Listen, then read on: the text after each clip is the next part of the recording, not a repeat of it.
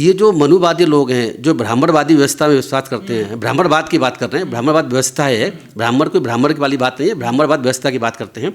तो उस व्यवस्था के लोग वो ऐसे लोग हैं जो कि कभी भी समानता को कभी नहीं मानते, न्याय पर विश्वास नहीं करते। हजारों सालों तक SC ST लोगों को, शुद्ध लोगों को दुनिया जानती है, पूरे वर्ल्ड में इसका रिकॉर्ड है कि प्रताड़ित की लंबे समय तक किया गया, श्रेय अधिकारों से वंचित किया गया।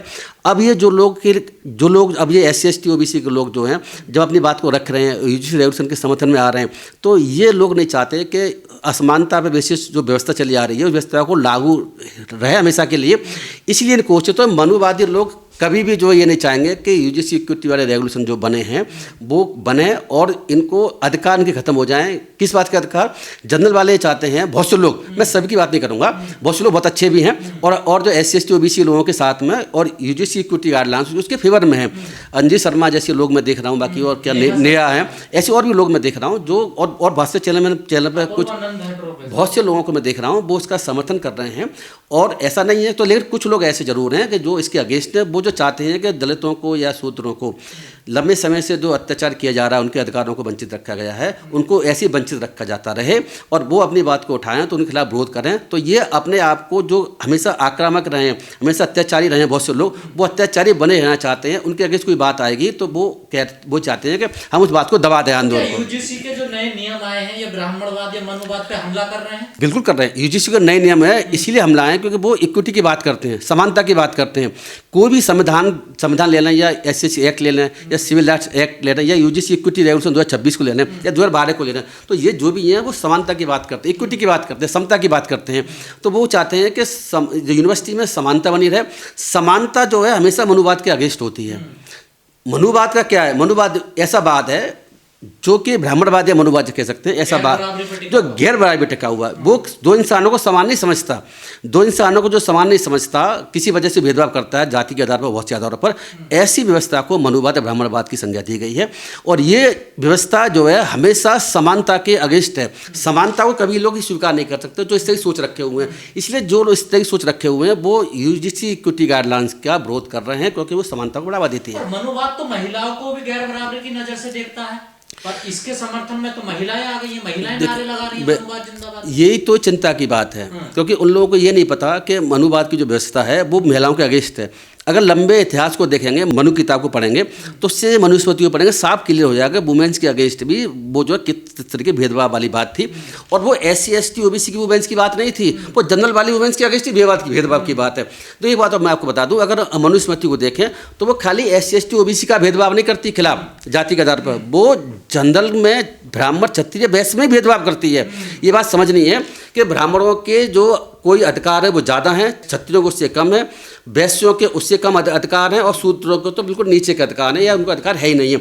तो ये जो मनुस्मृति है वो सिर्फ ब्राह्मणों को ऊपर रखती है, बाकी तीनों वर्णों को और अनटचेबल्स को तो बहुत नीचे रखती है। तो ये ब्राह्मणवाद की जो व्यवस्था है, मनुस्मृति व्यवस्था है, वो क्षत्रिय वैश्यों के अगेंस्ट भी है, वुमेन्स के साथ साथ। सर UGC इतना बड़ा मुद्दा हो गया कि आप मोहन भागवत को भी इस पर बयान देना पड़ा, लेकिन सरकार इससे बचती नजर आ रही है। सरकार जानबूझ के बच रही है। अब सरकार दोनों तरफ हाथों में लड्डू लिए हुए है। वो नहीं चाहती कि SC ST OBC को भी नाराज करे, वो ये भी नहीं चाहती कि जनरल समाज है उसको भी नाराज करे, इसीलिए वो बीच में चुपचाप आके बैठी हुई है। वो साइलेंट मोड पर है, उसने अपना मोड साइलेंट कर रखा है, बिल्कुल भी ना इधर बोल रही है ना इधर बोल रही है, क्योंकि उसे ऐसा लगता है कि अगर इधर बोलेंगे तो इधर के लोग नाराज, उधर बोलेंगे तो इधर के लोग नाराज हो जाएंगे, इसलिए वैसा नहीं बोल रहे हैं। कोर्ट की रोक लगाने से पहले तो जो सवर्ण क्लास है वो गाली दे रहा था, अब OBC या जो पिछड़ा समाज है वो अब गाली दे रहा है। दोनों तरफ से गाली उनको पड़ रही हैं, दोनों तरफ से गाली, पहले उनकी गाली पड़ी, अब इनकी गाली पड़ रही है।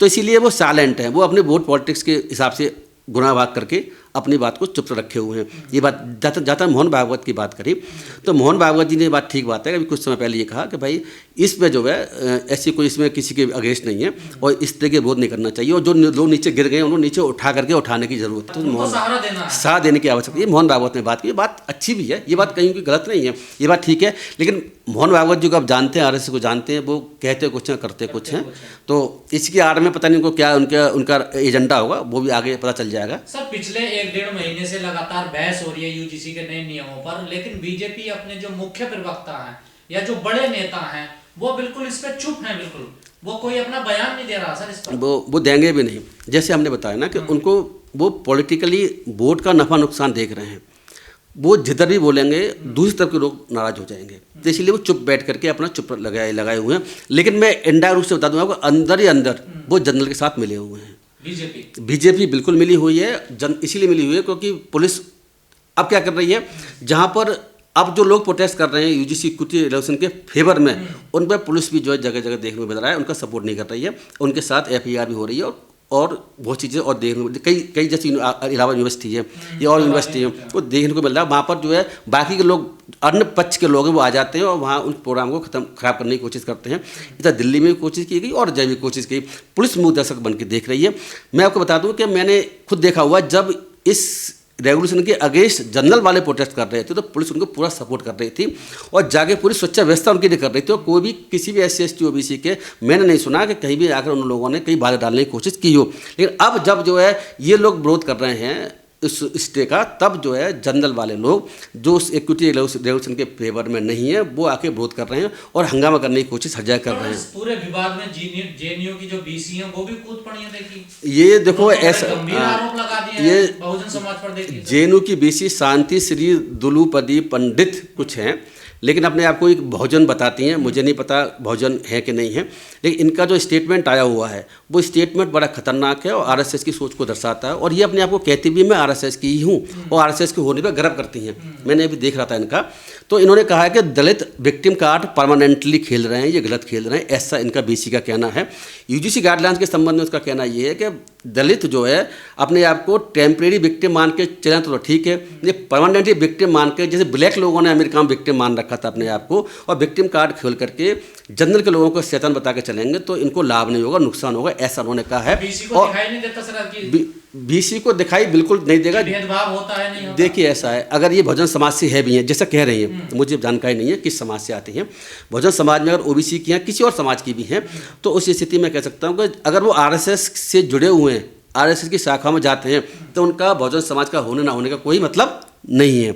जो भी RSS की शाखा में जाता है, भारतीय जनता पार्टी का RSS की विचारधारा से सहमत है, उसका SC ST OBC होने का मतलब भी कुछ मतलब नहीं है। वो भी आप समझ लीजिए कि मनुवाद की व्यवस्था की पोषक है। तो कहने का मतलब ये है कि ये जानबूझ के करते हैं ऐसा काम। बिल्कुल, देखो ऐसा इन्होंने ये कहा है कि उन्होंने तो इनको ये कह दिया, इन्होंने तो ये कह दिया है BC ने कि ये दलित लोग जो हैं विक्टिम कार्ड खेल रहे हैं, गलत कार्ड खेल रहे हैं और ये नशे में विक्टिम कार्ड के, और एक तरीके से उन्होंने उनको नशे वाले ड्रग्स वाला इंसान बता दिया। तो दलितों को नशे वाला इंसान बताना अगर नशे में है या विक्टिम कार्ड खेल रहे हैं और नहीं खेलना चाहिए। और इनको ये नहीं पता कि जगह जगह जो दलितों के साथ अत्याचार चल रहे हैं, आज भी चल रहे हैं, बहुत लंबे समय चलते, हज़ारों सालों में चले आ रहे हैं, और सुप्रीम कोर्ट जजमेंटों में, पार्लियामेंट में इसकी बिल्कुल डॉक्यूमेंटेड है, कोई बात ही नहीं है इसमें। इसके बावजूद भी इनका ये कहना विक्टिम कार्ड खेल रहे हैं, विक्टिम कार्ड खेलने रहे, विक्टिम हैं, अभी विक्टिम है, हमेशा विक्टिम रहेंगे, क्योंकि जनरल के लोग, बहुत सारे लोग ऐसे हैं जो भेदभाव पर आधारित व्यवस्था को पोषक हैं, जो मनुवादी व्यवस्था के पोषक है, वो कभी नहीं चाहते कि वो जो है SC ST OBC के शूद्र लोग समानता के आधार पर JNU की BC की ऐसी सोच है, तो जो वो दूसरे कॉलेज या विश्वविद्यालय उनकी क्या सोच होती है? यही सोच है, तभी तो UGC इक्विटी गाइडलाइंस बनी थी, तभी तो ये बात कही गई थी कि इन पर चेयरमैन तो ये होगा, जब चेयरमैन जो है BC वो लोग होंगे जो BC बने हुए हैं जहाँ पर यूनिवर्सिटी होंगी, तो BC तो ज़्यादातर कौन लोग हैं, SC ST के लोग तो है भी नहीं है, OBC के भी चंद लोग हैं, ज़्यादा जनरल के लोग हैं। लेकिन जब मैं फिर बता दूँ आपको, अगर BC जो है वो अगर RSS ने बनाया है उसको, प्रिंसिपल किसी को RSS ने बनाया हुआ है, तो मैं आपको फिर कहूँगा SC ST OBC के होंगे, तब भी वो RSS की व्यवस्था के साथ काम करेंगे,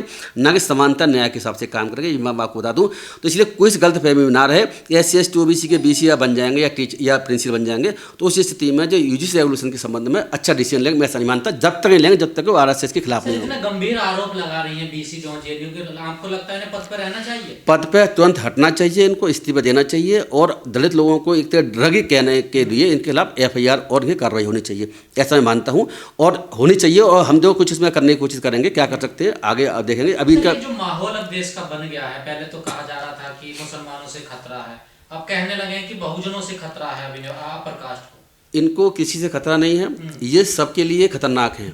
अगर आप देखें कि जो बहुजन टाइप के लोग हैं जितने भी हैं, वो लोग अभी भी समानता में विश्वास बहुत हद तक रखते हैं, ज़्यादा तक रखते हैं, और SC ST लोग तो बेचारे वैसे ही दबे कुचले स्थिति में हैं, तो वो तो बेचारे कुछ कर भी नहीं पाते हैं। जो जनरल के लोग हैं, जो कि मनुवादी व्यवस्था के पोषक हैं, जनरल के लोग, मैं सबकी बात नहीं कर रहा हूँ, फिर क्लियर कर दूँ, उनकी बात कर रहा हूँ जो मनुवादी व्यवस्था के पोषक है, से उसी की बात कर रहा हूँ। वो टाइप के लोग हैं, उन लोग जो है हमेशा खतरा रहे हैं समाज के लिए और खतरा हमेशा रहेंगे। वो कभी भी नहीं चाहेंगे कि देश में समानता के आधार पर कोई व्यवस्था चले। जब भी चलेगी उसका विरोध करने की कोशिश करेंगे और कर भी रहे हैं। और सुप्रीम कोर्ट में चिंता का विषय है कि सुप्रीम कोर्ट भी ऐसे लोगों के साथ अब खड़ा हो गया है। ये जो लड़की ब्राह्मणवाद जिंदाबाद के नारे लगा रही थी पुलिस स्टेशन सामने, अगर ब्राह्मणवाद मनुवाद होता तो क्या ये लड़की बाहर आती जींस पहन कर? बिल्कुल भी नहीं आ सकती थी। मनुवादी व्यवस्था में, ब्राह्मणवादी व्यवस्था में वुमेन्स को समानता का अधिकार कभी नहीं था। मनु व्यवस्था में ये साफ लिखा हुआ है। लेकिन महिलाओं को कोई भी अधिकार नहीं था, महिलाओं को बहुत कम अधिकार थे। ये आप देख लीजिए। इसमें आपने अगर प्रेम रोग फिल्म देखी होगी तो महिलाओं के संबंध में जो अधिकारों की बात है कुछ आपको फिल्म उसमें मिल जाएगी, किस तरह के रीत रिवाज थे।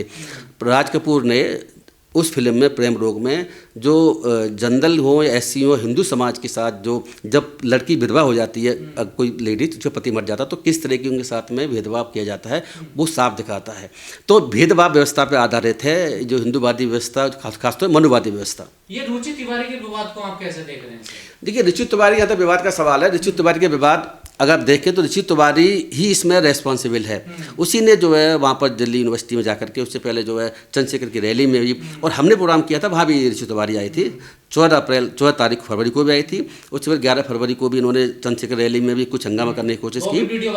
वो वीडियो वायरल है। उसके अलावा 14 तारीख को हमारे प्रोग्राम में भी आई थी। उससे पहले एक दिन पहले 13 तारीख को दिल्ली यूनिवर्सिटी में जो पूरा हंगामा बना हुआ है वो भी इसी की देन है। क्योंकि वीडियो साफ नजर आ रहा है कि जो उसमें वामसेव की जो पत्रकार है नवीन रंजन, उससे ये मोबाइल लेती हुई और छीनती हुई नजर आती है। उसमें एक लड़की दूसरी, क्या नाम है उसका, अंजलि शर्मा, जब बचाने आती है तो उसको भी नीचे गिर देती है। उसके बाद ये ड्रामा करना शुरू हो जाता है।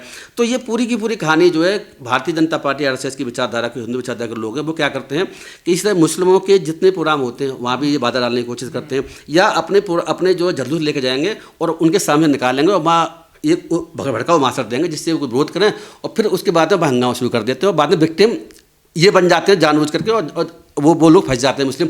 इसी तरीके से उसी रणनीति के तहत जहाँ पर भी ये जो यूजीसी गाइडलाइंस के जो है फेवर में और सुप्रीम कोर्ट के जजमेंट के अगेंस्ट जो आंदोलन चल रहा है उस पर ये लोग दूषित पार्टी के लोग आकर के उसी रणनीति के तहत इनके प्रोग्राम को बिगाड़ने की कोशिश कर रहे हैं। रुचि तिवारी ने भी ऐसे काम किया। मैं एक बात और बता दूं कि मैं अभी एक चैनल पर देख रहा था, मुझे नंदन जो है उन्होंने भी एक वीडियो भेजा था। उसमें एक लड़का है जो रुचि तिवारी के साथ खड़ा हुआ है, कोई स्वतंत्र भारद्वाज कुछ करके, वो धमकी दे रहा है कि हम जो है बहुत कुछ कर देंगे, हम परशुराम के वंशज हैं, हम उसके वंशज हैं।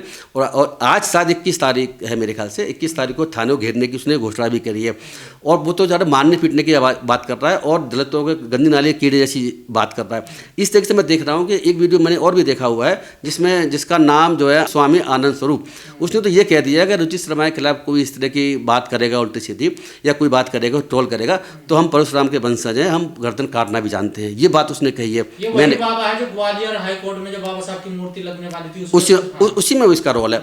इन सारे बाबाओं का ऐसी चीज़ों में जहाँ पर समानता के बेसिस पर या शूद्र SC ST OBC के लोग जब अपनी बात रखकर कुछ करवाना चाहते हैं तो भाई बाबा इकट्ठे हो गए ऐसी काम करते हैं। मीडिया ने इस पूरे मामले में एक नैरेटिव सेट किया कि जो भी इस ऐसे प्रोटेस्ट में जा रहे हैं, जो समर्थन वाले प्रोटेस्ट हो रहे हैं यूजीसी के में, कि वहाँ नाम पूछ कर पत्रकारों को, अगर कोई ब्राह्मण पत्रकार है तो उस पर हमला किया जा रहा है। ऐसा नैरेटिव सेट किया, ऐसा बिल्कुल गलत है। ये जानबूझ करके भारतीय जनता पार्टी RSS के हिंदूवादी संगठन हैं, वो जानबूझ के भ्रम फैला रहे हैं।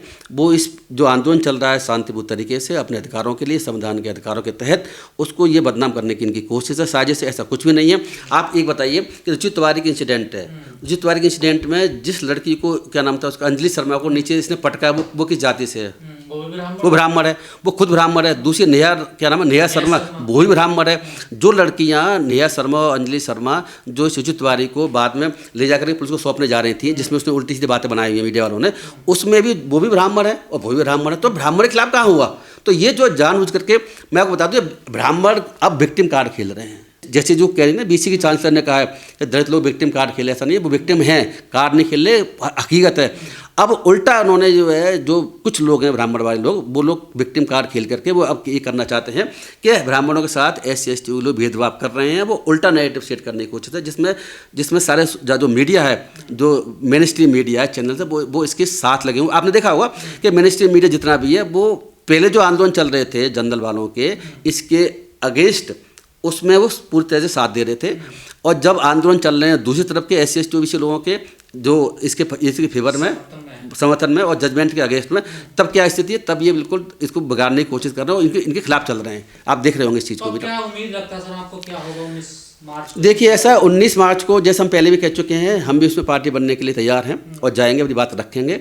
लेकिन मैं ऐसा कह दूं आपसे कि सुप्रीम कोर्ट के 3 जजेज जिस बेंच जो सुनवाई आगे करेंगे, तो वो जजेज कौन होंगे अभी क्लियर नहीं है। अभी तक दो जज बेंच इसको सुन रही थी, आगे क्या होगा मुझे नहीं पता। लेकिन मैं ऐसा कह सकता हूं कि सरकार के दबाव में सुप्रीम कोर्ट काम कर रहा है और सरकार जैसा चाहती है उस तरीके से, जहाँ सरकार इन्वॉल्व होती है किसी केस में, तो सुप्रीम कोर्ट उस तरह डिसीजन देता है। ज़्यादातर ऐसे देखा गया, कुछ एक केस अब बात हो सकते हैं इस केस में, क्योंकि सरकार की गले हड्डी बनी हुई है। जो पहले स्टे किया गया उससे मुझे साफ नज़र आता है कि ये केस, मुझे लगता है कि SC ST OBC लोग हार सकते हैं। अब प्रॉपर तरीके से बात नहीं रखी गई, क्योंकि सुप्रीम कोर्ट ने पहले ही हम लोगों को एक तरीके से बता दिया कि ये लोग जो है गलत कर रहे हैं, और ये बताने की कोशिश की है कि ये जो UGC गाइडलाइंस है वो ब्राह्मण लोगों को, जनरल लोगों के अगेंस्ट, जबकि ऐसा उसमें कुछ भी नहीं है। तो उन्होंने बिना उसको पढ़े हुए ढंग से और बिना विचार किए हुए, बिना आर्गुमेंट सुने हुए पहले ही मानसिक जजों ने बना लिया है। मैं इसके सहमत नहीं।